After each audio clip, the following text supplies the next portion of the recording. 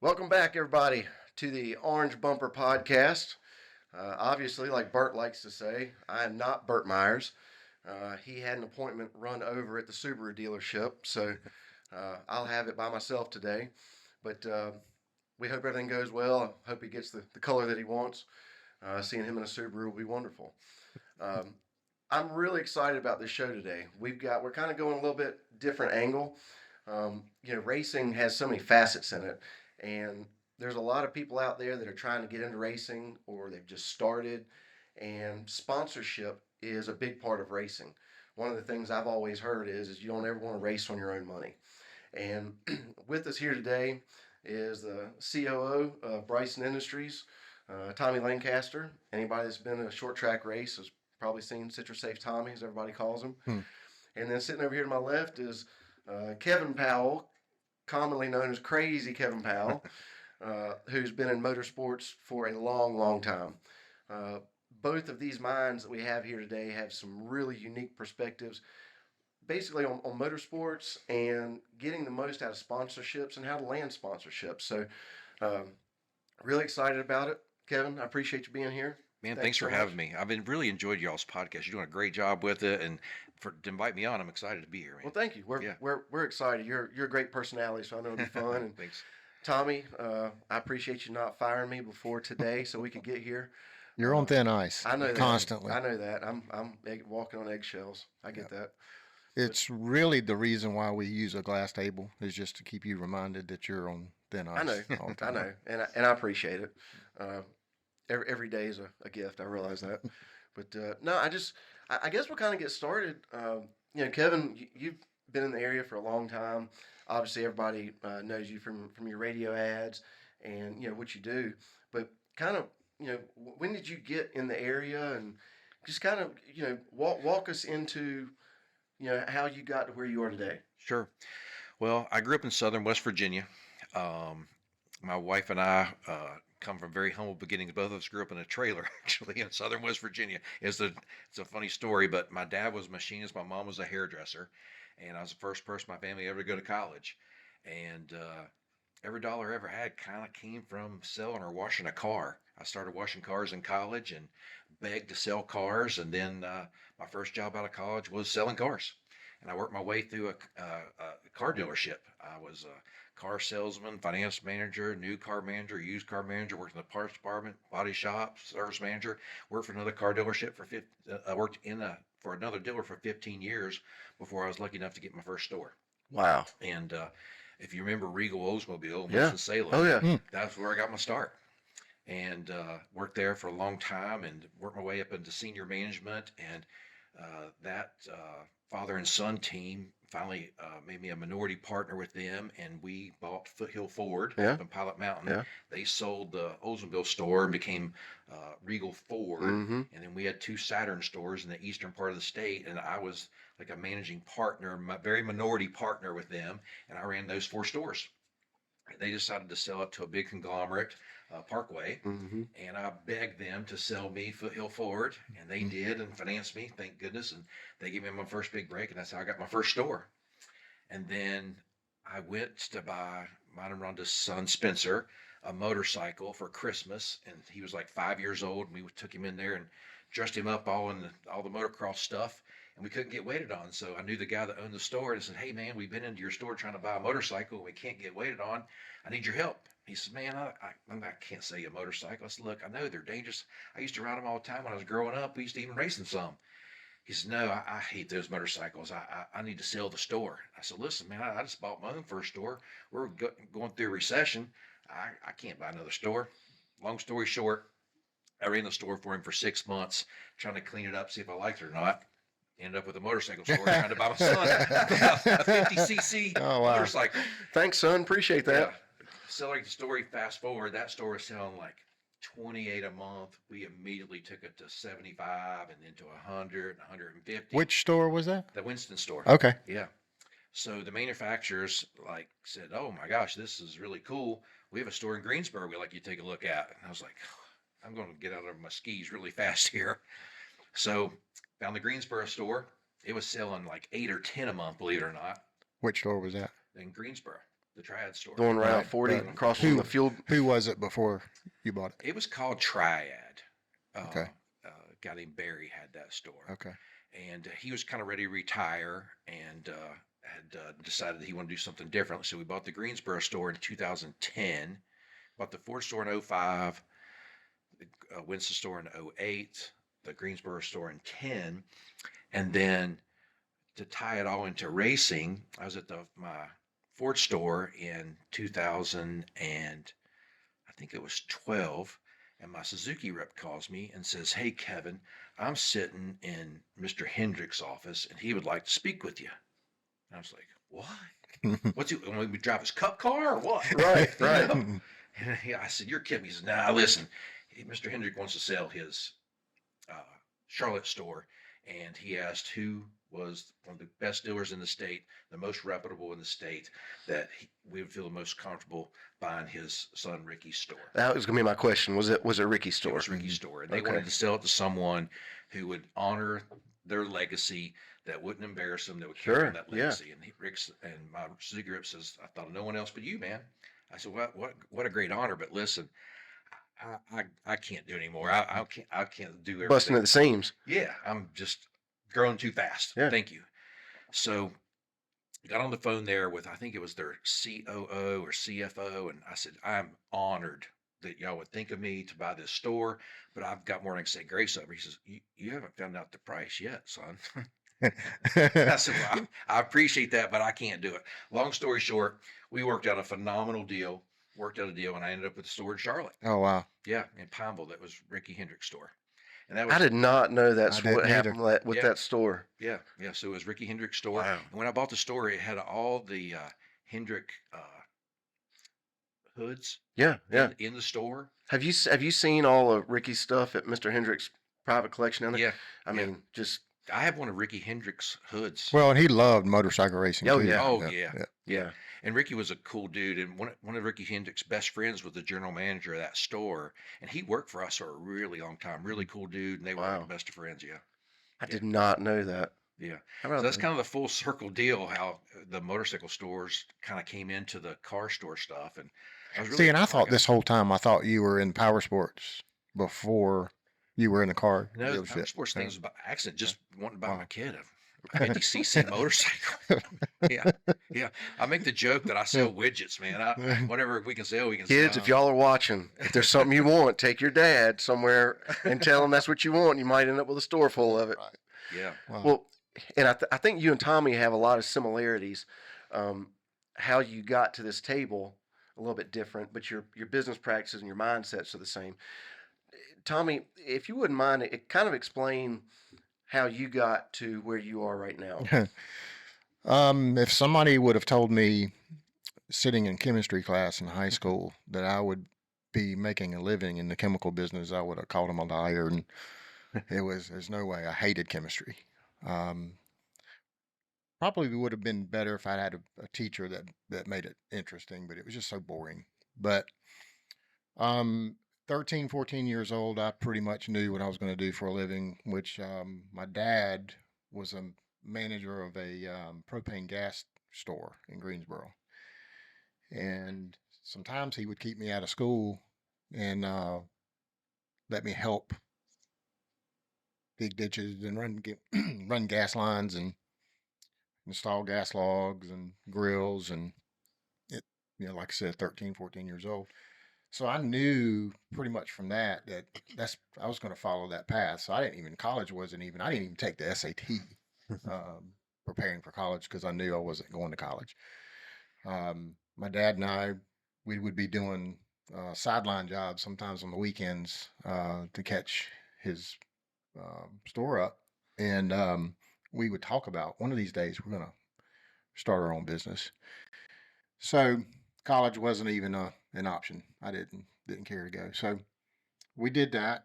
It took us a couple of years after high school for my dad to save the money to open the business. And in 1989, we opened Lancaster Gas and Patio in Greensboro. The store front was about 1,000 square feet. It was tiny.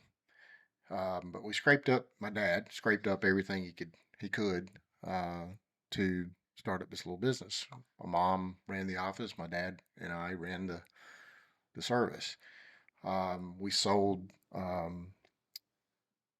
we specialized in like small space heaters and gas logs and stuff like that in the wintertime, and then gas grills uh, in the summer. And built that to a pretty good sized business. Sold the propane division, ironically, back to the company that my dad had come from. Oh, wow. And is another larger company had kind of gobbled them up, and then came in with an offer for our division of the propane side, where we sold home heating. By then, we'd grew to selling for home heating and commercial use. We did a lot of forklift gas deliveries and all the things. So anyway, sold that division in 1997, and with that capital, we opened another retail store in Greensboro. So we had the one on Merritt Drive in Greensboro, and then we opened up a store on Battleground with that capital. And by this point, my brother, I was the oldest, David, who owns Bryson Industries, he had gone to Appalachian on a wrestling scholarship during this period of time. And when we opened Battleground, David became the store manager there. He'd come home from school and it started managing that store. Long story short, from there, my dad's brother, my uncle, was a Simonized car wash chemical rep. Mm-hmm. Sold the car washes all over Mm-hmm. the southeast, and he had a distribution center in Greensboro. He also owned a couple of car washes in Greensboro, in addition. But he was in our store one day on Battleground, and my brother asked him, "Mitch, what do you think we can come up with to sell to our customers to clean our grills? Because most people are using easy off, toxic cleaners, or nothing at all, or using the burn off method, or all kinds of different things." So David had the idea to have, just to create something to have to service our customers, to sell our customers. So my uncle said, "You know what? We got a really good citrus based engine degreaser for the automotive industry." He said, "I think we ought to give it a shot because it's considered safe. It's not Right. toxic. It's derived from D-limonene, which is the oils extracted from orange peels, lemon peels." So anyway, he brought us a sample of the concentrate,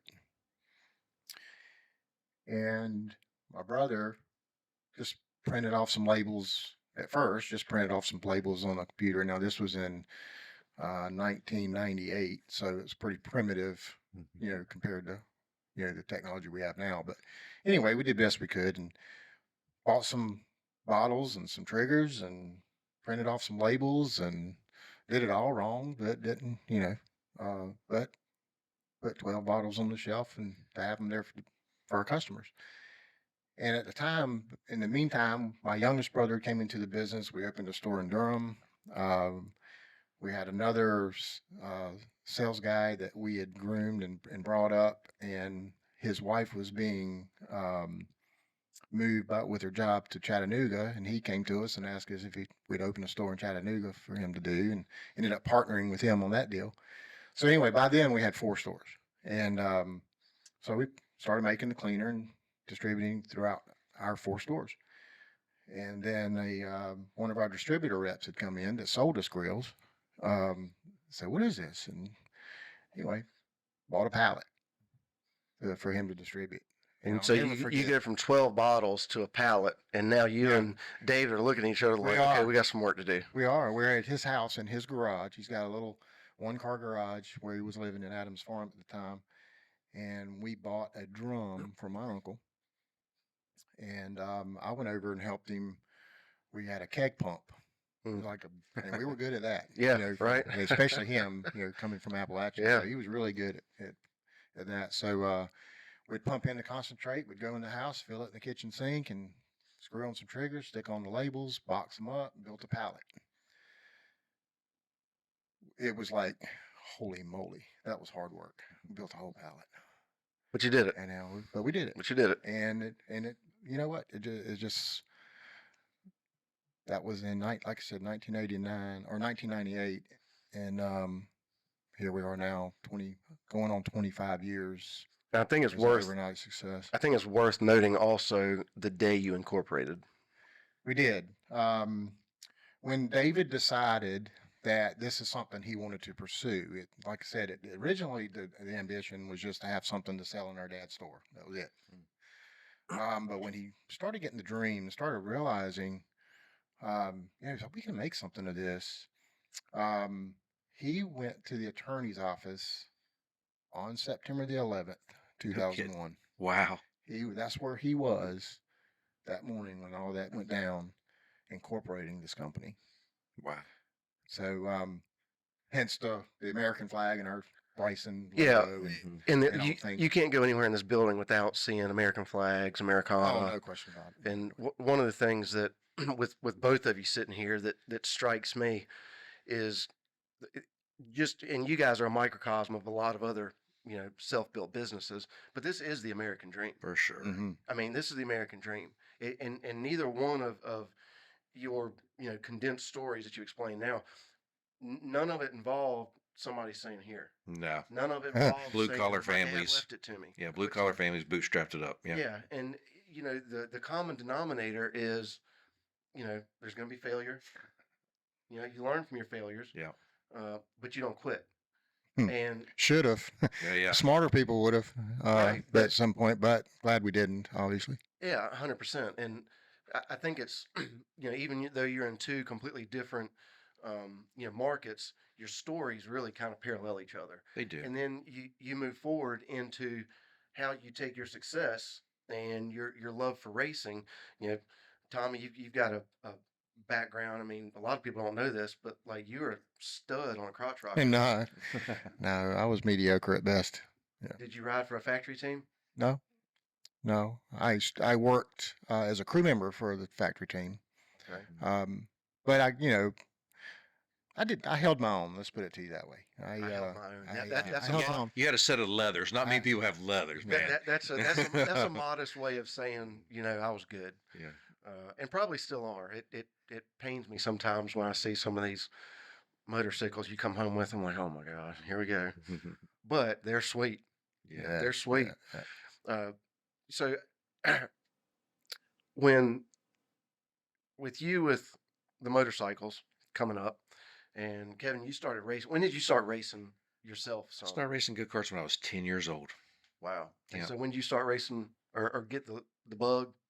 I had the bug my whole life, but my parents wouldn't let me. So I didn't ride a motorcycle on the street until I was 18 years old. And it was Tri-City, Honda, Yamaha. That's why I was asking you the questions So earlier. as a derivative of that. Right. Yeah, it sure So did. It came out of that. Tri-City, Lee Acree was partners with Bruce Wilkins Okay. in Tri-City. So And Lee was a full store circle manager. came work with He did. us. Yeah, Yes. I talked to him yesterday. Amazing rider. Amazing guy too. Well, I mean, he's a 16-time national champion. Yeah. Lee was a stud. He was. Yeah. When he says I'm a stud, no. Yeah. I was lucky enough that I knew Lee in high school. Yeah. Or he was in high school. I just got out of high school. And we became roommates. We rented an apartment together. We're just party buddies kind of thing. And we were autocrossing at the time. He was really into sports cars, and I was too at the time. What year was that? That was in 1989 and 90.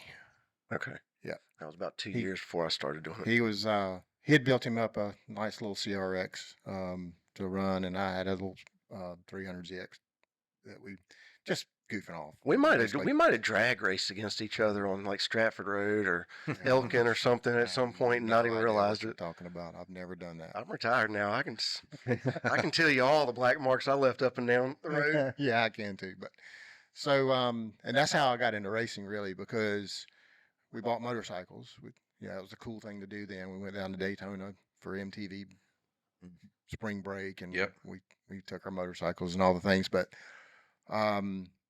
so we would meet on Sundays. A whole group of us would meet on Sundays, and we'd go up and car up the mountain roads pretty good. And we went up there one Sunday, and I'm not sure if you know Noel Barker. He changed his name to Noel Van Velde.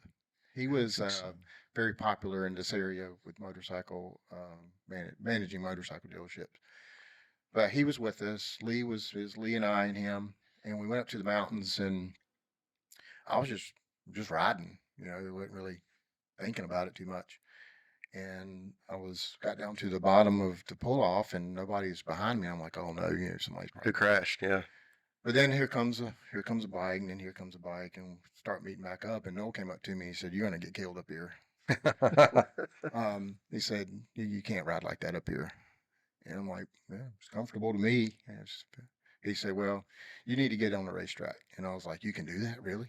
You can race in North Carolina?" I knew it was very popular worldwide and on the West Coast, but so anyway, long story short, again, Lee and I and Noel took rider school together in 1990 or 1991, and we raced. I raced for 4 years because I kept getting hurt. I was dumb. Lee was more methodical. Very smooth. Took his time to learn. Um, Made sure his equipment was good, and I was putting together old wreck motorcycles and buying other people's tires and then I would get hurt. And so in 1995, my wife at the time wanted to start thinking about having kids, and I said, okay, I tell you what, we'll start trying, and then when you are pregnant, I will quit. I mean, we'd seen some pretty bad stuff. I mean, it's a cruel sport. Yeah. So I said, I'll quit whenever you get pregnant. Well, it took 8 months for her to get pregnant. And I was at the time I was racing for a championship. I was second place in the championship. Lee Acree was first, and I had no chance of catching him, but I had a good shot at wrapping up second. I said, okay. I said, I'll tell you what. I have a race next weekend. Let me race that one. If I can score enough points, I think I can secure enough for second place. And it was at Rockingham. And bad luck for me, I ended up crashing the motorcycle and burned it to the frame and melted the tires off of it. So I went out in a blaze of glory. Well, that's when I stopped racing full time. Now, after that, I went to work. Lee had progressed for a couple more years. He had progressed and gotten a factory supported Suzuki ride with ArcLight Suzuki out of California, and he asked me to come and help with the team. So you got to stay in it. I did. It wasn't like you just walked away. I mean, you got to stay in it. And realized then that I wanted to be in it. That I wanted to stay. In motorsports to some degree. And at that time, it was just motorcycles. I wasn't really interested in the NASCAR or anything. That came later. Yeah. And then he went on, like I said, Lee went on to be a 16-time national champion, national endurance champion. I traveled all over the country with him, working for the team, and eventually became his crew chief. And we did a lot together, so I was a lot more valuable there than I was on the seat. Well, sometimes you just got to know your role, Now, I didn't know until we were talking earlier that one of the titles you carry modestly is world champion. Yeah, from go-kart I don't racing know if I've got my Sharpie on me or not. Ask for an autograph. But get out of here. maybe Yeah. you can just give me an autograph across my forehead. So my dad was a machinist, and a machinist, they're known to be so precise, right? And so being a machinist and very blue collar, we didn't have a lot of money, but my dad was so meticulous with our go-karts. He taught me to be meticulous with my go-karts, and if I couldn't work on it myself, he wouldn't let us race. And so we would race all over West Virginia. We were West Virginia state champion, Virginia, North Carolina state champion. We were in Danville, Virginia. Remember Stacy Compton? Yeah. So Stacy and I became friends, and we raced go-karts together at Danville, Virginia at the Goodyear plant. And There was a big race that I can't remember what they call it. It was WKA Dirt Series, and then they had a big race at Daytona every year the week after Christmas. Right. We won all those races and all that kind of stuff. World Championship on dirt. I think I was 14 years old when I ran that. Golly. And then we went into car racing really early, 15 years old. If you imagine a kid from West Virginia with a skull ring and his every pair of jeans that he had and a mullet. I That would was love me. for that picture It was to like, it was resurface. like Joe Dirt, you know. Yeah. And then there was a coal miner that just took an interest in me and Dad, and he helped us a great deal to be able to race. And we raced all over West Virginia, Virginia, and the Carolinas, and all the way down into Tennessee and Georgia, and ran super late models. If you can imagine a skinny 16-year-old driving a 900 horsepower dirt car, and Yeah. all I knew was being on the loud pedal, man. I had no fear whatsoever. Well, Yeah. you've run Talladega Yeah, we're in Talladega and Daytona. Yeah, That's what I in thought. parked So, car, yeah. so after hearing that, that doesn't really surprise me how you end up at a super speedway like that. Later Yeah, on. right. And be honest with you, the crazy Kevin Powell came from racing go-karts. I was one of those uber competitive kids. Like I played football, basketball, baseball growing up. And I was so competitive, even on the playground playing kickball. Hmm. If I didn't win, I would cry. Like at recess. Like I was insane competitive, right? Wow.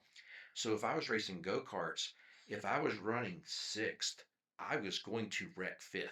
If I was running 14th, 13th 13th had was it getting coming. wrecked. Okay. And the other dads would say, Kimber, like you got to talk to him. He's crazy. Like you can't let him do this. And so the other dads told me he's crazy Kevin. I mean, you like, and that's where the crazy Wow. Kevin Powell came from when I was 10, 11, 12 years old. Like I So, was that competitive. so with the crazy part of it, I noticed you spell crazy with a K. Is that just because Kevin's with a K also, or is that like Yeah.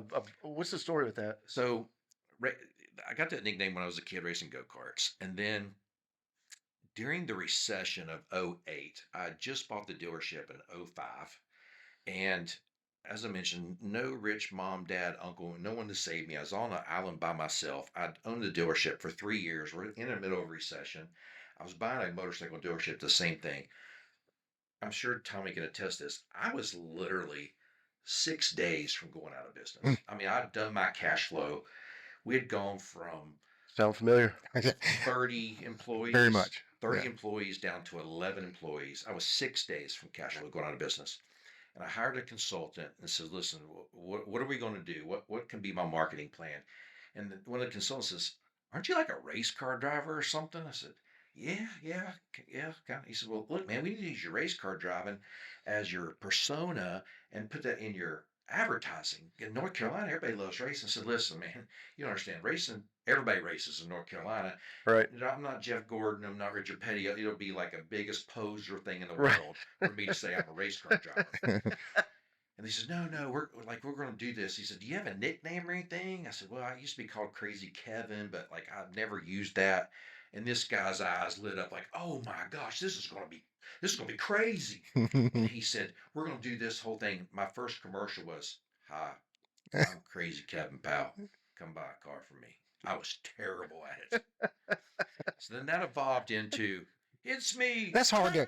Krazy Kevin Powell. That's hard to believe, isn't I it? know, That right? it didn't I come mean, the that. first ones were bad. Well, usually like race car drivers are they have no problem getting in front of a camera. Well, like, no, especially back then. Now everybody's suit buttoned up. Yeah, Well, that's right. yeah. They've got their PR people keeping them under. So when we Yeah. cut this crazy Kevin Powell, it's hard to tell somebody that, in order to know, like, and trust someone to give you money, if you say you're crazy, do you want to give people money that's crazy? Sure. Mhm. Yeah. So we had to come up with a reason, like, what are we going to do when you come to the store?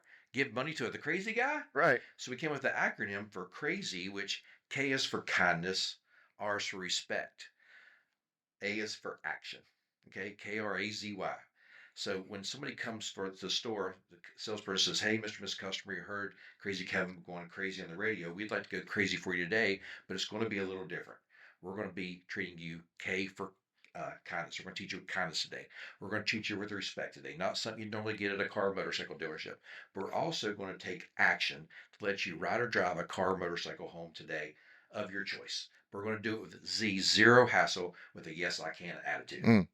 So Pretty cool. that's how the Krazy with the K came about, to make sense. So we could have an acronym with K for Kevin and Right, crazy, right. but also to water down the crazy part, Sure. so that we're not all That crazy. it literally saved your business, Right. is what you're saying. The Krazy Kevin Powell saved my business during the recession, because Wow. it cut through the clutter of, hi, we are family owned and operated. We're really nice. We got great selection. We got 0%. We got $10,000 off. Blah, blah, blah, blah, blah, blah, blah, blah. Right. I have a litmus test. Same as Lane. If anybody else can say or do it, we won't. We want to be different for a reason. When I first started selling cars, I went to the manager and said, hey, man, how come when somebody comes in with, like my daddy, with work boots on, steel-toed shoes, and a uniform, we make $2,000 profit and charge him 18%. But the guy comes in with a suit and tie, we kiss his butt, give it to him for $100 over, and give him 2.9% financing. And the manager patted me on the shoulder. He says, son, I don't think it's business for you. You ain't going to do very good. I said, well, man, one of these days I'm getting me a store. I'm going to be for the working man. That's right. And all my dealerships are for the working And man. what that guy doesn't understand is the guy that comes in with steel-toed boots and the uniform Yep. is probably sitting on a savings account Absolutely. much bigger. Well, he could than be, the guy or in the suit. couldn't be. He could be living hand to mouth, Well, like my point is, we is- did. Yeah. My Right? point is, you can't. So you understand, you You don't Yeah. know. connect with those Well, people my whole better. thing is, look, bad things happen to good people. Sure. Okay. The past is the past. And I understand that we've all been through it. I went through it in 08 myself. Okay. Same I was for us. 6 Yeah.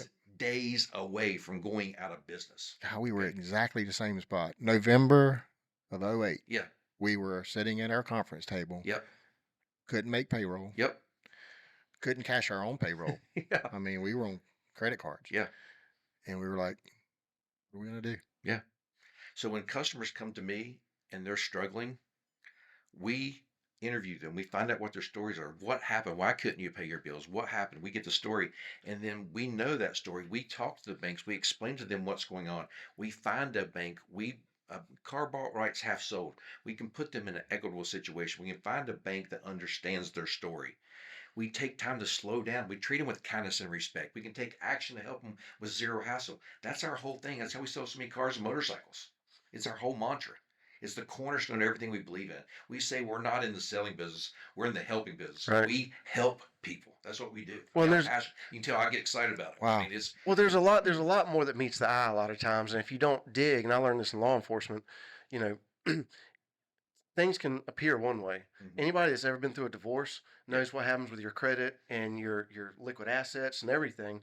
And to your point, you know, you can have a good full-time job, you can Yeah. do all that stuff, but your credit's taking a hit. You don't have necessarily the equity that you had in things. Your cash flow is terrible, but you will get it built back. You just need Yeah. somebody that can see and understand that. right. And I hear that loud and clear, having been through that. And sometimes on the surface, it's not always the same. Like, funny story, I left the stadium on Saturday night, and my wife's out of town. I was hungry as a hostage. So I stopped at Waffle House. Okay. And I go in there, and I had this shirt on. And the guy says, Ford, you sell Fords? I said, yeah, I sell Fords. He said, where you sell them? I said, I sell them up at the Ford store in Pilot Mountain, because I don't like to tell everybody who I am, right? And the guy says, oh, that's cool. I sell Toyotas. I said, that's cool. And the girl says, so you work at Foothill Ford? I said, yeah. She says, I hate Krazy Kevin Powell. I said, really, man? He's my boss, man. He's kind of cool for me, man. She says, no, I hate that dude. He makes me so effing mad. I said, really? He's really nice to me. Matter of fact, he's taught me a life lesson. And I pulled my wallet out, and I gave her $100 bill. And I said, let me show you something else. I said, let me show you what Krazy Kevin Powell taught me. I showed her my driver's license. I said, he taught me that he's blessed beyond measure. And when somebody says something bad about him, to treat him better than they found him. Her eyes got this big. Oh, wow. That is excellent. Yeah. I love that. If I can keep from falling out of the chair. So did she? She figured it out, right? Yeah. So Um, I gave the little waitress girl the $100, and she was thrilled to death. Oh, absolutely. Yes. But It's because they don't know who Crazy Kevin Powell is. They know that the commercials get on their nerves. Listen, I get it. They're on 21 times an hour. They get on my nerves Right. sometimes too, right? But it's to be different. It's to cut through the clutter, Right. okay? Right. Because what we do is different. We're not for everybody. We are for the working man that needs the help, Right. okay? We can help you. So now that, and I'm fast forwarding a little bit, as we sit here, both of you have gone through the trenches. Yep. You've got the scars. You know, your hair's gray, if not falling Never out. actually declared bankruptcy, but should have. Yeah, right. I qualified Yeah, Right. on a couple of occasions. yeah. Well, So I understand. Yep. I mean, terrible credit score in 2008 Yeah. because of credit cards getting behind and that Yeah. sort of thing. Trying to build this up, and it was Yeah. Now that was a tough time. Blessed beyond measure now, Yeah. man. Now, I mean, yeah. Wow. well, and so now you're in a position where both of you have uh, racing programs, for lack of a better term. I mean, you more so than Citrusafe. I mean, Mhm. Citrusafe is more involved in the marketing side and advertisement and driver sponsorship. You actually and your brand own cars and race programs and all that stuff. I'm curious. And you and I kind of talked about this Saturday. I'm not going to repeat the story. I'll let you Okay. do it if you choose to. But Okay. uh, you know, a lot of people don't understand what's expected from a team or driver or dad or whoever when they come talking to you for sponsorship stuff. You know, hey, sponsor me. You know, and both of you are in a great position where you understand the marketing, you understand motorsports, you understand all that stuff. What and Tommy, I'm gonna ask you the same thing in a minute.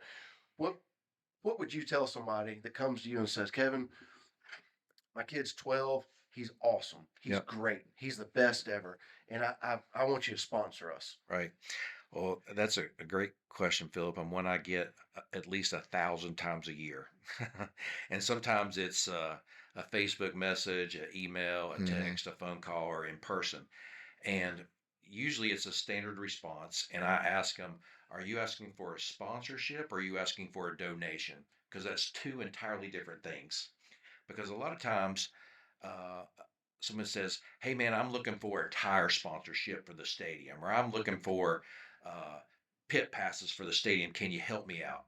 Well, that's more of a donation, I would okay? agree with that. And putting my logo on your race car or your trailer is not going to provide me or any other sponsor with any type of ROI Correct. whatsoever. You could give me your whole entire car and put Kevin Says Yes or Foothill Forward or whatever on the hood of your car. It's probably not going to sell me many cars or motorcycles. That's a donation. And I've been known to make donations before because Mhm. I like you or your kid or how you act, you know. But a sponsorship is an ROI. And I learned this from an old car dealer one time. It's called the nickel on the dollar theory. And what that is, when you spend $1, you're spending a net dollar, not a gross dollar. Okay.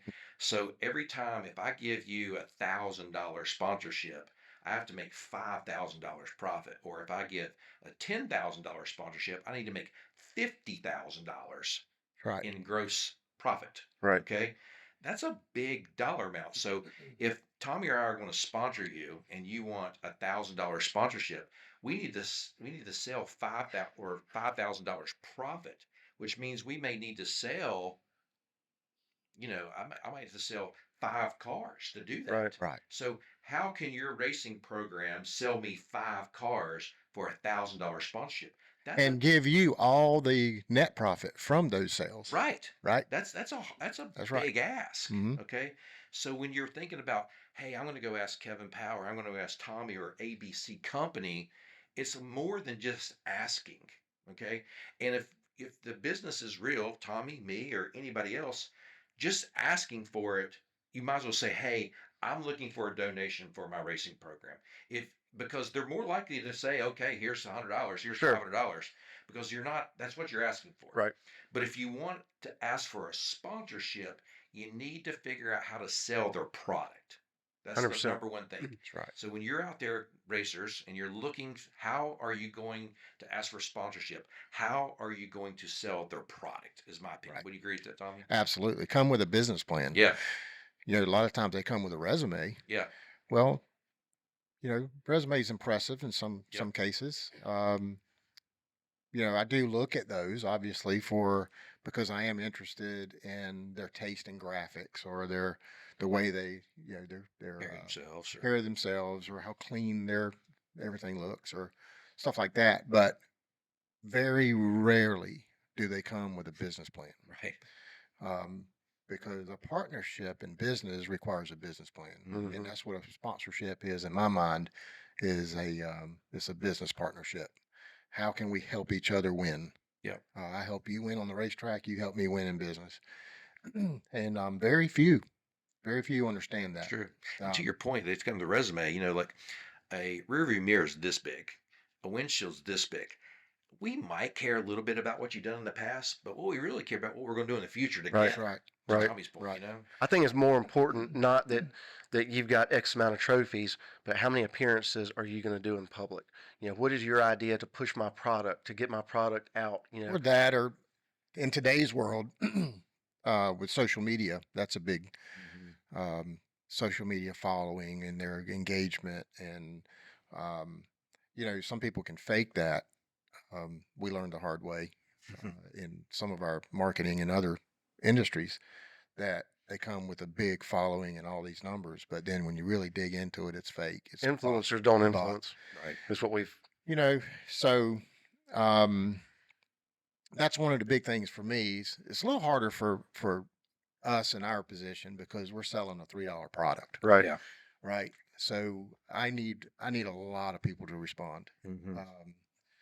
Where cars and diamonds and big ticket items, uh, you don't have to have as many responses Right. to what you're doing. But for us, um, it's important for the partnership to have a lot of influence nationally. Mm-hmm. Yeah. And we can go in and tell the history of our partnership with Burt Myers and how that all started and why it started. But just on the general question about what does somebody need to do, they need to come with a plan. Um, An actionable An plan. actionable plan. This is what I think I can do to help you sell more of your product. Right. And I think Kevin probably has that same thought process. Well, I think obviously there's obviously you're getting a return because you're so invested in motorsports. Mm-hmm. You're invested in motorsports. You got, I know you got Trevor Ward, who's hot shoe. Yeah. Brandon, obviously, phenomenal. Right. I don't know who. We got Hudson Bulger out of Hudson Georgia. Bulger, that's right. That's right, Hudson. And all of them are top tier drivers. Yeah. Obviously, you don't stay in that that marketplace unless it's working. Right. Same thing for us. And I think one of the greatest stories, and I'll let Tommy tell it so that it gets told correctly, and you'll really appreciate this, is back when we were doing the videos with Bert early on, and how that kind of ended us up with a Fortune 500 company. Yeah, that was in 2014. We were still new with Bert. I think we'd been on the car since 2011. Very small partnership in 2011. We were still very young. Just had then gotten into Lowe's. I think that was at the time we got into Lowe's. And at the time, Lowe's was so big into marketing and motorsports. So when I met Bert and made the decision to start and see what we could do and see what we could get out of it, because Citrusafe was available at Lowe's. Lowe's was a large supporter in motorsports. We thought it'd be good idea. Yeah. Tag on Good at parallel. that level, right? And me being a motorsports huge fan, I grew up NASCAR fan. I kind of got away from it a little bit, and then ironically enough, that showed Madhouse in 2010, and I had quit traveling with the motorcycle racing team in 2005 to really start focusing on building this business, and didn't want to travel as much. Kids were young, and so I was out of motorsports altogether from 2005 until 2011. But in 2010, when that Madhouse show came out, I was at a friend's house and they said, "Man, you got to see this. This is crazy." And I'd heard about Bowman Gray. I'd been a couple of times, but it never really stuck. I love NASCAR and watched it, but I started watching that show and I got hooked like most people. As did a whole lot of people in the country. Yeah. I tell you, man, it was something. And you know, friend of mine knew Bert and said, "Hey, man, I can make an introduction." And I said, "Man, that'd be awesome." So he brought Bert over to our office in Greensboro at the time, and just got to know him. And I said, "You know what, man? I think we can. We're still poor, but I think we can come up with something." And we did, and that was in 2011, and it just wow. I mean, it just took off from there, and we thought at the time too that the show was going to come back for a second Yeah, season. we all did. Yeah. So I was like, yeah, I want to be a part of this going forward, and because we It's needed a great way to get free exposure, but basically. we needed national Not brand free, but exposure. yeah, We couldn't depend on selling enough $3 product in the Triad right. to justify the spend. It's just numbers didn't make sense. But with him becoming a national brand, and we thought it was going to be the next Duck Dynasty. Yep. Right, and I think it would have, if they Or allowed it. the next Jackass. Yeah. I mean, hard to tell. But either way, Yeah. it was going to be a national brand, and he was going to be a national Yeah, brand. Well, yeah. he still ended up being a national Yeah. brand. Mm-hmm. And the more we dug into it, the more we realized that, and social media was really starting to get big at the same time. So the stars aligned just right for us to see the needle move, right? And so we got onto a bigger portion of the sponsorship at the time, and then every year it's just we've grown and grown and grown. But what's the most interesting for me is people not fully understanding what Citrusafe is and what we do, and why I can't just sponsor and spend what you need at Bowman Gray or at the dirt track and see a return. Right. So it turns into more of a donation at that point, but it gives us content. Sure. So it's not total Yep. without ROI, but it gives us a little bit of racing content that we can share on our Well, pages. and both brands are affiliated with Cars Tour, Smart Tour, and Bowman Gray. Yeah, no, Which when I say that, I'm not meaning our deal with Burt Myers. Burt Myers is a national brand, and we've become synonymous with It's a Burt Myers. Citrusafe for car, sure. Yeah. I want to tell this story real quick. 4 years ago, I was in Nashville, Tennessee. We were on Broadway, where all the bars are and everything, and it was during the middle of the day. I was standing outside of Old Red. I don't know if you've been to Nashville, but Old Red is on one side, and then you got bars going on both sides of the stretch there. And I'm standing out there, and I'm on the phone, and I hear somebody whistle from across the street, and I'm wearing a Citrusafe shirt, whistling across the street, and start screaming, "Burt Myers! Woo, Burt Myers!" I'm in Nashville, Tennessee. I'm like, that's pretty cool. Yeah. Yeah. And I sure was happy for my brother to have been there. Yeah. To have heard about it too. So that was cool. And then this weekend, Doug Brown told me at the track, he was in Ohio, little small town Ohio, watching his granddaughter play Little League softball. And he's in the stands watching her, and he's wearing a Citrusafe shirt. And would you know, a guy in middle Ohio comes up and starts talking to him about Burt Myers. I think flows helped with that a great deal. Yeah. Too. It's Absolutely it imperative. has. Yeah. And the hitchhike off of that, we haven't surveyed in a long time, but the last time we surveyed our customer base, 28 customers per month, cars or motorcycles, bought from us that have visited Bowman Gray in the last 24 months. And for Man, that's- your business footprint, I mean, that's That's huge. Yeah, That's why absolutely. we go there every week. Absolutely. And so, Kevin says, yes, the whole Yeah. dynamics. And we're probably the number one sponsor at Bowman Gray, besides just racing there. Right. yeah. We invest at Bowman Gray Well, as a sponsor. Kevin Powell Yeah, Motorsports Kevin Trophy right there Motorsports, behind you. yeah. Yeah. And then we have a billboard on the scoreboard. We have signs on the racetrack, and then we have all kinds of stuff going on there. But 28 out of all the cars and motorcycles we sell per month, our customers had been to Bowman Gray in the last 24 months. That We surveyed. that makes it That's so great. much easier to justify ad spend. Well, you just said ROI is a thing. Yeah, and 100%. that So it makes it you easier. can measure it. Yeah. For us, it's hard to measure. It It really is. is hard Sure. to measure. But with the help of social media and all the things that we're doing in social media, Devin can pull the numbers and see how many people we put our brand in front of. Right. This year has been a good just because of the Clash and the involvement we had at the Clash. Our brand exposure is measurable. Whether or not that When does it turn into the? when is it When does they're it? not. We know that Citrusafe is usually not on the shopping list. Mhm. We know that, but now you can go into Lowe's and Home Depot or Walmart or Target or Ace or even see it on Amazon or whatever. It's an impulse. So at least we've put our brand in front of people and given it enough credibility where they'll trust it when they see it in the marketplace and hopefully put it in their cart. Do you think you'll do anything with the Clash this upcoming year? I don't know. Yeah, it's funny. I kind of let that sneak up on me last year. I feel like I didn't capitalize on that enough. And we just started talking about what are we going to do. My litmus test is same as lame. Don't want to do anything that anybody else Right. does.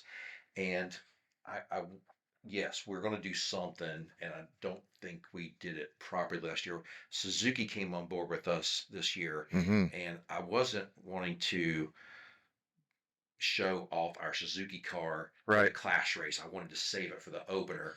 And we had a potential sponsor for the Clash weekend that just didn't come together right at the last moment. So I don't know if I'll try to tie something special in for the Clash race with our modified or try something with the Cup weekend. I don't know. But yeah, I want to do something special for the Clash. I thought it was cool to see a lot of local companies like Dario, Mhm. Cookout.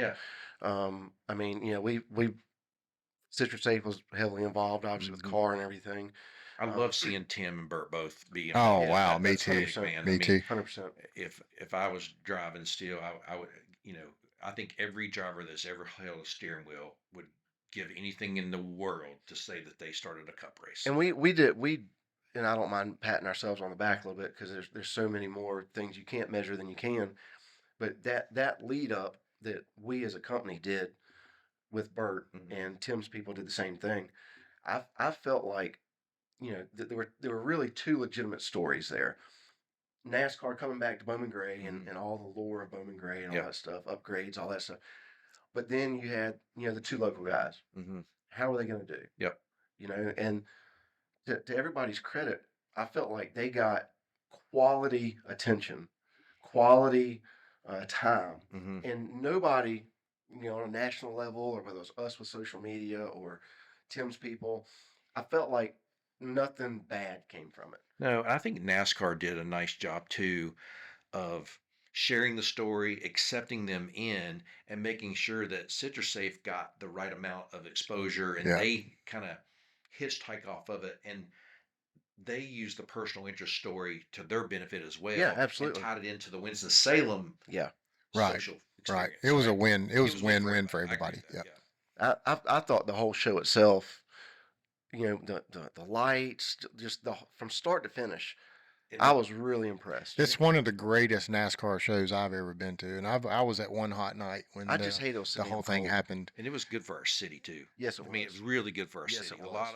lot of eyeballs in our city. Mm-hmm. People in town, but of people Yeah. around the country and the world to see it on TV. I mean, I That's have right. people that obviously know that we race Right. and never get to see my car race very much, and their eyeballs are now on me, like, oh, the Clash is coming to Winston-Salem, Yeah. and they wanted to be a part of it, right? Right. Well, and it provides opportunities for you and Tommy to bring in people that you work with, on a national level or even globally, to say, hey, you're a NASCAR fan? Well, honestly, that's how we landed Suzuki Well, I mean, that's Yeah. for the whole year, is Yeah, because we put them out in front of the Clash. I didn't ask them for the Suzuki sponsorship. I put them on the car, and then we said, "Hey." but that's Oh understanding wow, the that's a game. good. That's Yeah. cool. But that's Yeah. understanding that, like, the process and everything. Right. Yeah. And I see, my son works with a kid. He's how old's Carson? 18. It's just the two of them on a four cylinder, pretty much. Mhm. and I'm trying to teach him about marketing and how to get sponsorships and stuff like that. And they work and they sweat, and that they're that story that when he finally wins, Mhm. it's going to be magnificent. Yeah. But teaching, and I've tried telling him, sometimes, don't wait for the sponsor to come to you. Mm-hmm. Just say, hey, I really love your stuff. Do you mind if I put a sticker on your car? Mm-hmm. Start doing some Yep. stuff on social media with them. It might turn into that partnership. Yep. And that's I think a lot of people that may be watching this, whether it's, young drivers, parents getting their kids into it or whatever, they don't really understand what I call the game. Right. And there's Well, don't do it without asking. Yeah. For yeah, sure. oh yeah, Don't sure, don't just 100%. throw a Yeah. Citrusafe I was sticker able on to your do it car. because I'm in and say, business with them, bed Right. with them. That's I have correct. I have the rights to the logos and their trademarks and everything Right. else. That's right. Yeah, all that was already But covered. my point but is, you saw Yeah. an opportunity Right. I to was to able. help them. Yeah. That in turn helps you. I was mean, able that's to. business. I was able to call them up in California and say, "Oh, by the way, turn this on. I got a surprise for you." that's cool. Yes. Yeah. Yes. And That's then they were like, "Oh my gosh!" And we led for a little bit. If we cut a tire down leading the race. Right. Yeah. You know. right. Yeah. So. I'll be curious to see what they do this year. I know they've talked about bringing the sportsman guys in. Mm-hmm. Um, There's no ifs, ands, or buts about it. We're going to be there. We're the premier Well, yeah. division. We're going to be there. yeah. Then there's no doubt about Now, that. whether they do it a day before, the day of, and how the logistics go, I would really like to see us have our trailers in there Yes. somehow, some way. That was, Yeah. and it was odd last year watching how from the pits, being with Bert and everything, and seeing how NASCAR just organized everything. Mm-hmm. And I was pretty impressed. It worked. It did. And Yeah. lessons learned first time through there.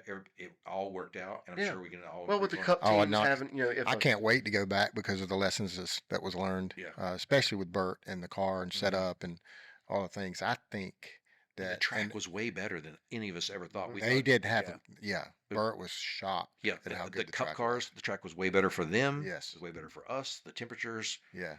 I mean, While it was a little bit chilly, mhm. it was It could have been obviously worse. good. Could have been worse. it was Well, it great. could have We- been ice. Yeah. I mean, Yeah. you just never know this time of the year, and Yeah. as wet as our summers. And the thing is, it was a narrow window it's not gonna to when continue. everybody left for Daytona. So Mhm. it's not like you can just postpone it a week. Or Exactly. like- Oh, I left Right. the very next day. yeah, I mean it's Yeah. a lot.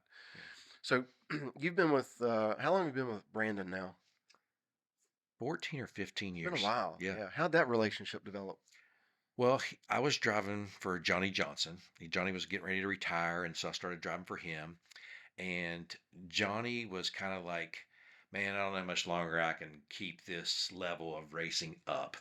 And so I approached Jeff Day and Brandon to see if they would help me.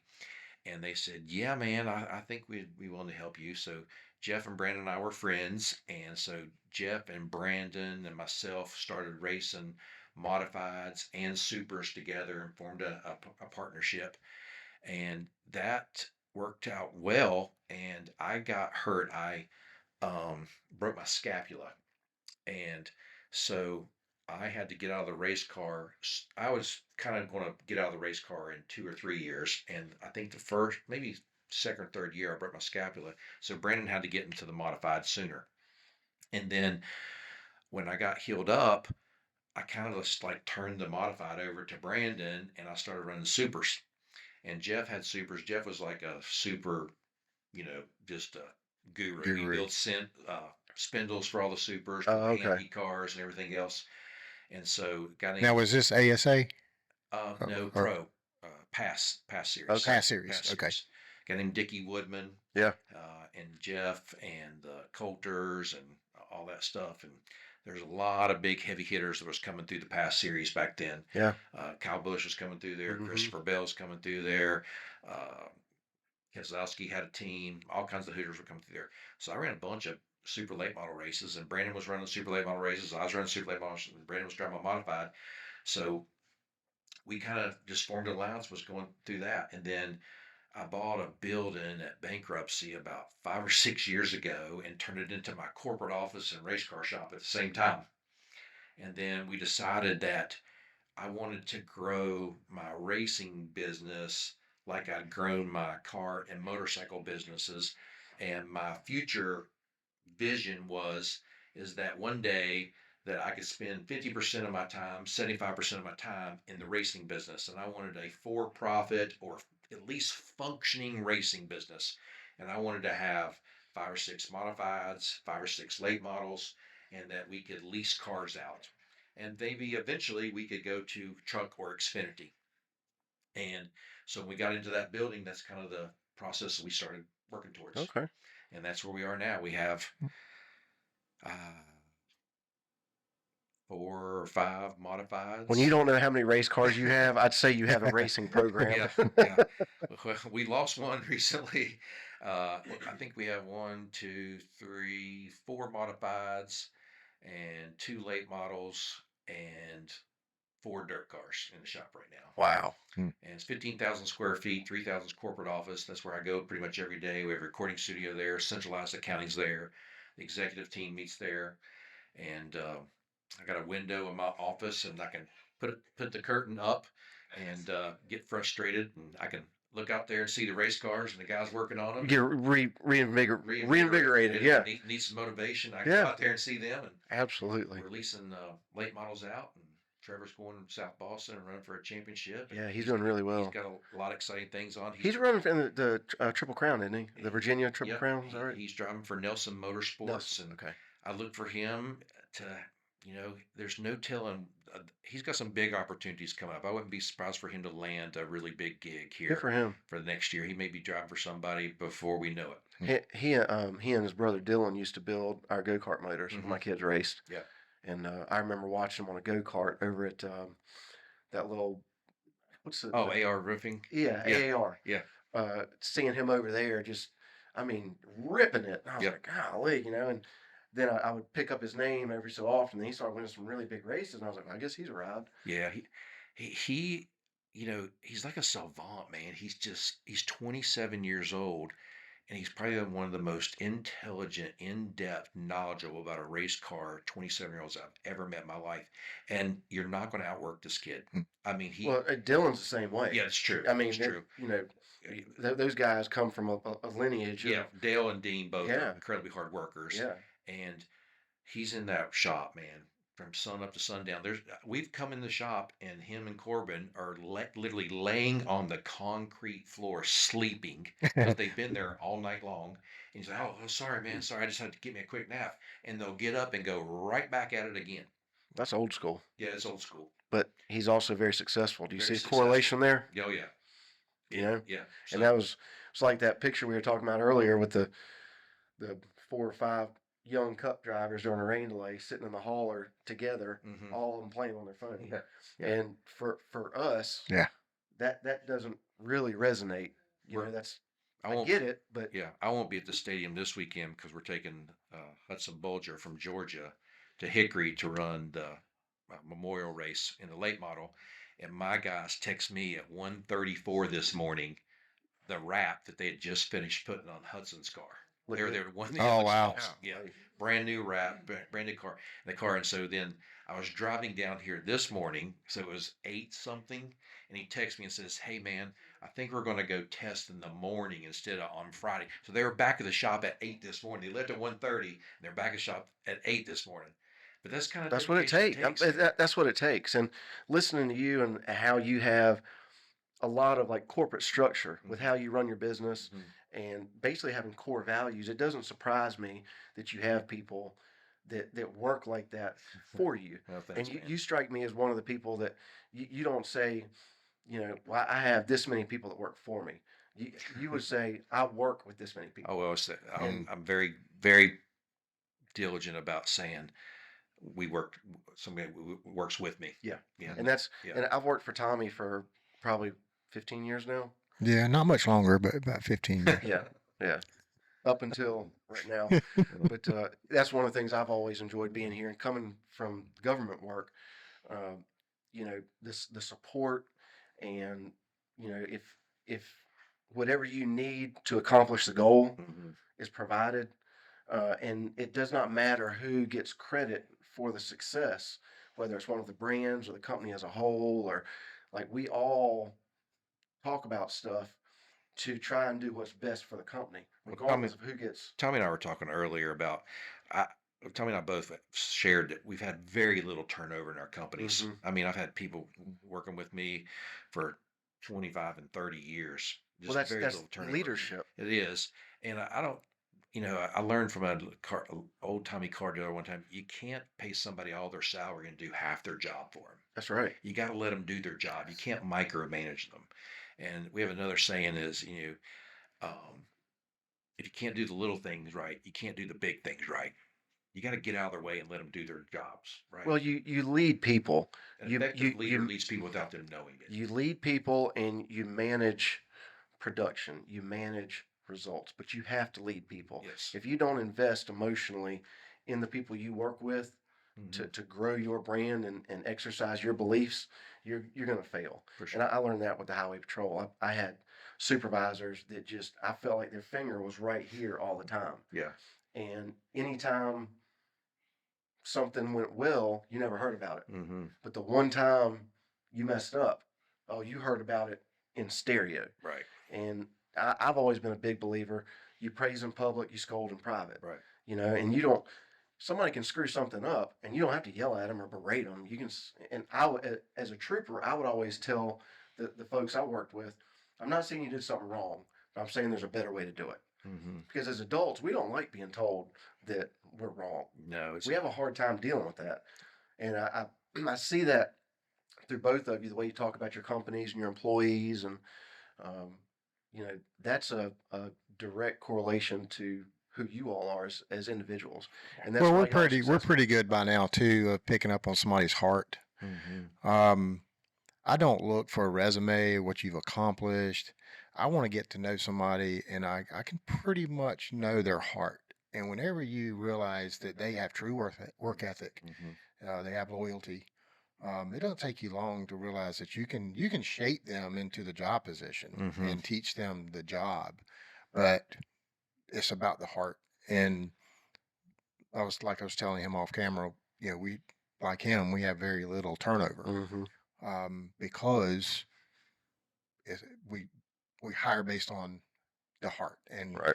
um, and it doesn't take long to um, find that person, and you can, like I said, you can mold them, you can make them a part of the team.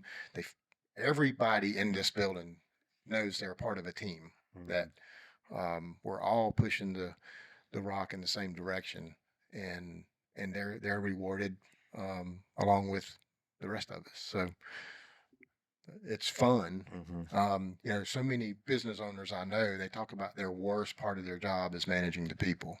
And I'm like, man, That was me. that was the best part of it. Not me. Like that's what Yes. I loved about being a supervisor with the patrol was Yeah. the leadership, the opportunity to have a direct influence on somebody's life and their growth and Yep. and all those things. I And love it. I love being a coach. I love being a mentor. The management leadership is the most fun. People say, Right. "Hey, Kevin, when are you going to retire?" Never. Right. Yeah. I love what I do. Yeah, and there's so many love- people that can't say that. No, I love solving problems. I mean, like whatever it is. I like thinking outside the box. Yeah. And that's one of the things Tommy gives us an opportunity to do is think outside the box. And I've come to him with some pretty crazy stuff. Wow. And some of it stuck. Some of it he's like, dude, you're an idiot. No, we're not doing that. Well, Tommy, I appreciate this quote. I recently saw it on TikTok. It said, see if I can get it right. An entrepreneur's day evolves around getting the problems that can't be solved or that somebody won't solve. Mm-hmm. I thought that was interesting. Yeah. Yeah. Which is fun. Yeah. That's why you're the entrepreneur. Well, not, there's so not many- everybody can do it. That's right. And so many people focus on the problem. That's right. You're going to have problems, and every day there's going to be a problem. Yep. But so many people I see that they're miserable because they're so focused on the problem. Yeah. And I'm like, man, turn your attention to the solution. Yeah, 100%. And let's put our heads together. A lot of times we put our heads together and we'll have it solved before you even have time to stress about it. I'll share So, this with you guys. I think you both would enjoy this. I shared it with my management team recently. So I have a sticky note on my mirror, and I try to do something like this at the beginning of every year. This year is what am I grateful for? But I spell grateful with GREATFUL instead of the traditional way. Sure. And so every day as I'm shaving or brushing my teeth, I say, what are you grateful for? So it has dual meanings. Remind myself that I'm great. I'm great at what I do, right? But also, what am I grateful for? So I can literally say what I'm grateful for. But every day I have to be grateful for something new. I can't repeat it. So it'd be for my wife, my dog, my son, the sun coming up, coffee, the beautiful sunshine, the rain, whatever it is. So, and I share that with my managers, or if I have an employee or somebody that's struggling or something, or if I'm having a problem, I remind myself what I'm grateful for because it's not all about the problems, That's man. exactly right. We're blessed beyond measure. That's We're exactly right. breathing air, man. We're racing. We're on a podcast talking about racing and business. We and live in the fun things. greatest country in the world. Come on, I man. mean, would any of the three of us be near as successful if we lived in some of these third world countries? No.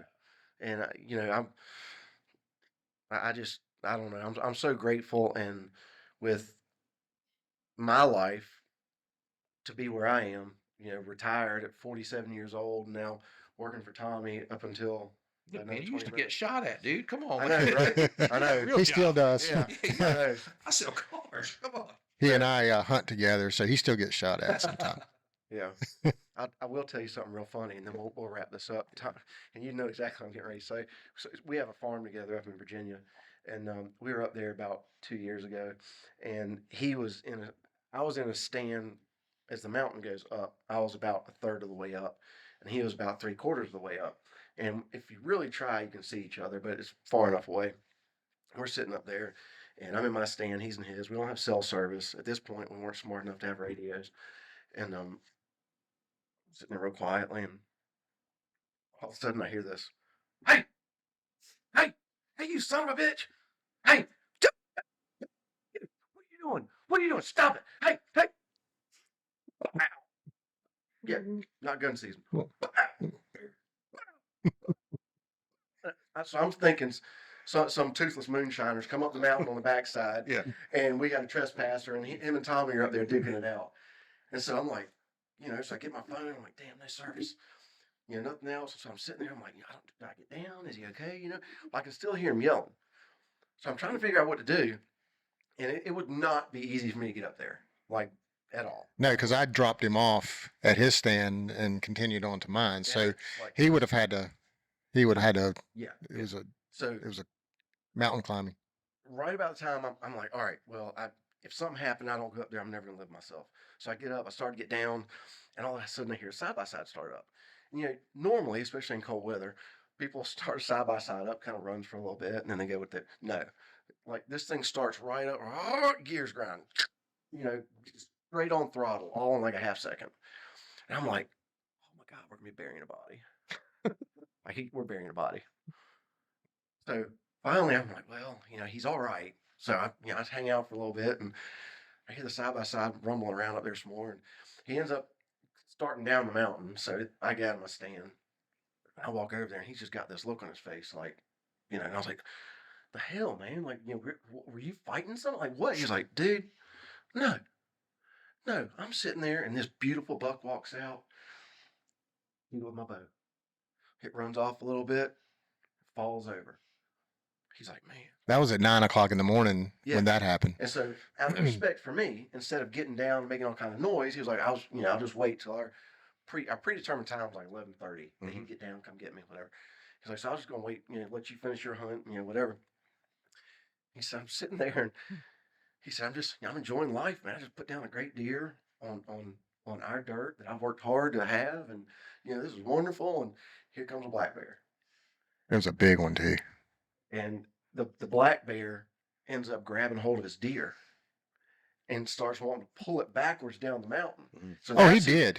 He started out. It looked like a cat carrying a mouse. And this was a 200-pound deer. And He's just playing with it. He picked it up by the throat and was going away with it. Yeah. I'm sitting there thinking he's up there, fighting with some meth head or something, Yeah. and he's firing warning shots into the I'm dirt, just trying to firing get the around bear him, when trying to get him to drop the deer, and finally he did, thankfully. But he took it 100 yards down the mountain. So it took me Never a dull moment. It took me a lot of winching and struggling to get it back out. But Yeah, he had it loaded before he came and got me. Oh yeah. when I showed up with him, it was in the back of the side by side.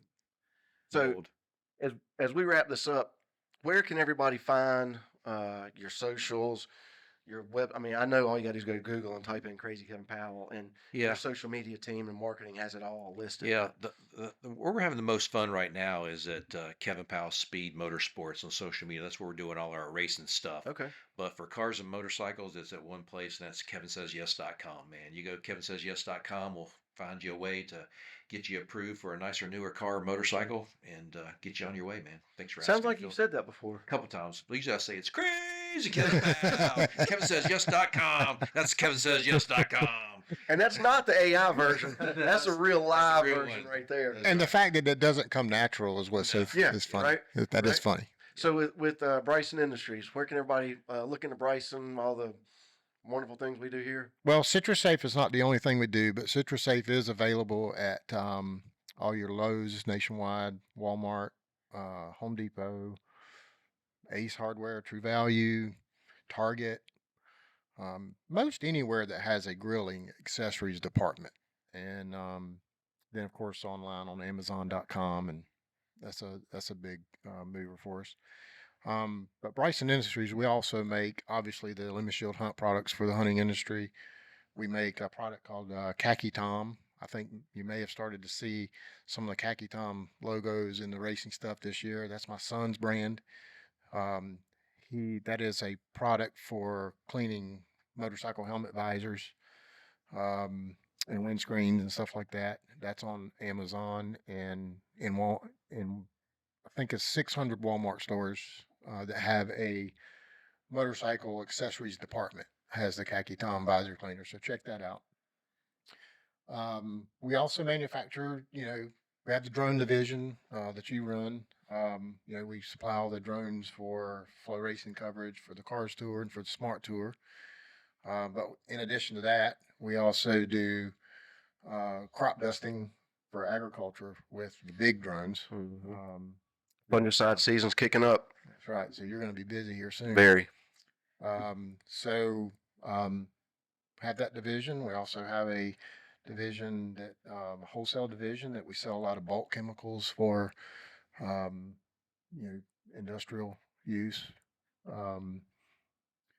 We manufacture a lot of the brands that you see at retail, not just Citrusafe, but we also manufacture those in this building too. So There's a high likelihood that you've got something in your house that is made here and you just don't realize it's made it's here. possible. It's possible. Well, There's 150,000 square feet in this building.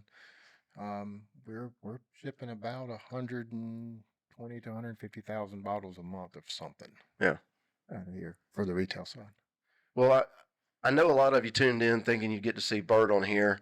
I did get a text message from him that said he is waiting to see if he can get plaid interior in the Subaru. So, I don't know. This weekend at Bowman Krazy Kevin, do you sell Subaru? No. Okay, that's No, why he's not at the don't Krazy sell Kevin dealership. I kind of figured that. Yeah. I figured that, or he might get a Tesla if the Subaru thing doesn't work out. But this upcoming weekend, It's going to kill you. that's all right. I still owe him many more than he owes me. This weekend at the stadium, we've got Twin 25s. Yeah, Sound that's right. Yeah. Night of Destruction, monster trucks. I think a demolition derby. The way things are heating up, high likelihood you'll be able to see it on YouTube with whoever decides to be the one this week. I think whatever division. George Phillips is racing. Where are the supers this week? Hampton. I don't know where the supers are. Honestly, I don't They know. might not be racing this They- week. Since he they is. got the I Triple talked to his Crown. mom Triple yesterday. Crowns, Hampton Yeah. Heat, Yeah. and then they're having the Jack Inger Memorial late model race, 111 laps at Hickory, which were That's Cars Tour. no. No. Oh, that's not. It's just a No. regular late model show. 3,000 to okay. win though, Yeah. and we'll have our Hudson Bulger Okay. driver from Georgia. We'll have his Brinkley RV, Byron Motorsport Power Sports store car, in That kid's good. He's really fast. I'm sorry, I don't Really know this fast. because I talked to George's mom yesterday. He's racing somewhere this weekend, and I'm trying my best to think what it is, but it's a pretty good race. So 200 lap race, I think it is. So we've got That's a Citrusafe car, George Phillips. Yeah. He's fast too. Yeah. Maybe next time if we do this again, I'll get to tell the story about how we ended up with Well, George Phillips. It's pretty George good is story. George is going to be on with us again in August with He a is. very, very special guest who I'm not gonna. We're not gonna tell it yet. We're not going to tell it yet. Next week fun. for all of you, we've got a good friend of Bert's coming on, Cup Series driver. I'll let Bert announce who it is, but next week's gonna be a lot of fun. Kevin, I really appreciate you coming. I thoroughly enjoyed just listening to your story. Yeah, thanks, man. Over the years, I've enjoyed the friendship, and now Absolutely. we're neighbors Yep. until I get my house built. If that ever happens, if I don't burn the damn thing to the ground first. And Tommy, I appreciate you employing me up until we get done with this. I'll take my walking papers, but Yeah, I said I don't have much turnover. Yeah. I have a lot of turnover with him. I Yeah, fire him sure. on a daily basis. Yeah. but I admire both of Yeah. you and what you all have done and your work ethic, and I think y'all are both something that people should look at as a realistic American dream. Yeah. So hats off to both of you. Thank you. Thank you for everything y'all do for racing. Without people like you all being involved, I don't have opportunities to enjoy racing the way I do, and that speaks for a lot of people. So I want to go ahead and wrap this up and let everybody know again. Stadium this weekend. We're Bert's in a tight points battle with Brandon Ward, but the cream always rises to the top. So no surprise, both of Yep. them are up there. Yep. So if you're looking for any Burt gear, again, is it nope, right here, racefangear.com. Go ahead and check that out. Again, we've been getting a lot of interest about the diecast. August, is that still pretty? Yeah, that's what they say. I hope. Okay. I hope that they'll be here in August. Okay. So race especially Fangear- since Clash is coming back. yeah. Yeah. We haven't talked too much about what our involvement yet. We'll be involved in some capacity. I'm not sure we'll be as prominent as this past year, but they'll be here in time so that for the next Clash you can bring them to the track or whatever and get Bert to sign them. You can get all of Bert's stuff on here. You can get all Slate stuff on here. You can also get George Phillips gear on here, as well as some of the other merchandise that we have with some of our other brands. So make sure and check us out. Again, we appreciate everybody tuning in. It's a lot of fun having the privilege to be able to do this, and we look forward to hearing from you and seeing you at the track.